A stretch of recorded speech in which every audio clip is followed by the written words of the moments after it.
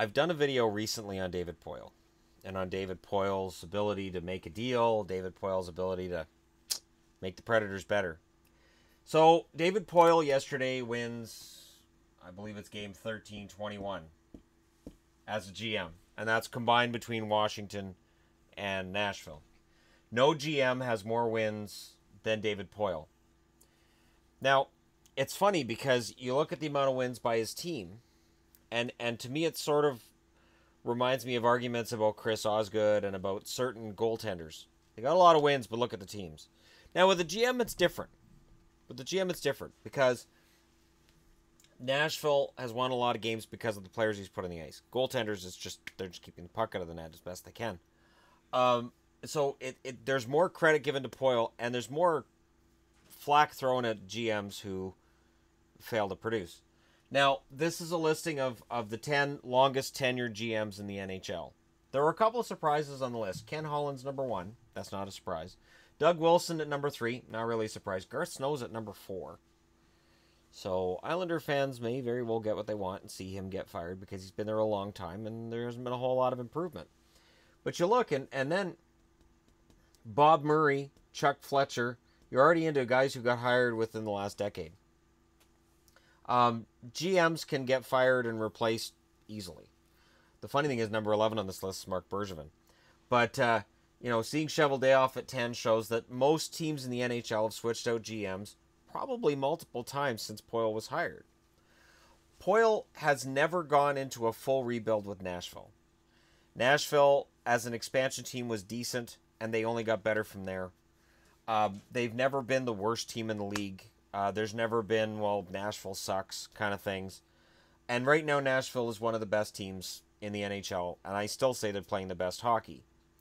So he gets credit for that. And I know he's Hall of Fame worthy, and he's one of the best GMs, but the trick for David Poile in his career is 0 Stanley Cups. As long as this man got 0 Stanley Cups,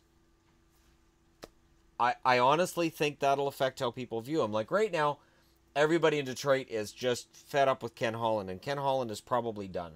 At the end of this season, Detroit either lets him go or he walks away. Whichever happens, Ken Holland's time as the Detroit GM is finished, and David Poile will be the longest tenured GM in the NHL. I think Ken Holland will stay unemployed for probably about a month, and somebody else will hire him. But Poile's going to stick around. But the one thing I always wonder with Poile is, does his lack of a Stanley Cup championship mean that when people talk about the all-time greatest GMs, his name won't get mentioned? And it's an honest question, because we do it with goaltenders, right? We do it with players. Marcel Dionne, yeah, Marcel Dionne was a great player, but he never won anything. Every time I talk about Roberto Luongo, I hear, well, yeah, he's got a lot of wins, but he's never got it done when it matters. Game 7 of the Stanley Cup Final? Didn't work. So, does David Poile as a GM get saddled with that as well? I mean, if you look at it, Ken Holland does have Stanley Cups. Yzerman doesn't. And I think when you look at what Yzerman's done in Tampa, and part of the reason I wanted to do this list was I wanted to say, all right, so Poile's got 1,300 wins. Who can we realistically look at and say, on this list, you could see eventually threatening that record? And I would go with Yzerman as probably the only guy, because Stan Bowman, there's already some talk in Chicago that maybe the Blackhawks want to move on, and Blackhawks fans may be sick of him too. Not all. But there is talk about Chicago making a change, either a coach or a GM. Minnesota, Chuck Fletcher, I can't see it. Murray and Anaheim, maybe. But again, these guys have to stick around for a long, long time to get to 1,300 wins. And it's a matter of longevity as a GM.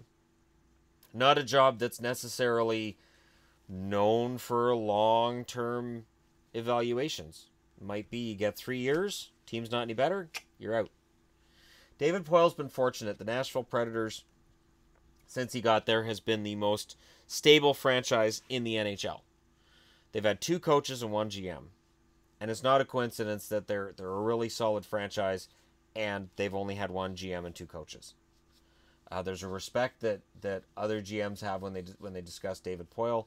There's a respect players have with David Poile, and he has a real connection with his team.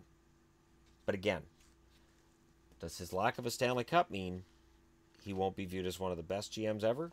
Or do people just look at this and go, you know what? Yeah, he is. Let me know what you guys think in the comment section below, whether or not that lack of a Stanley Cup hurts him.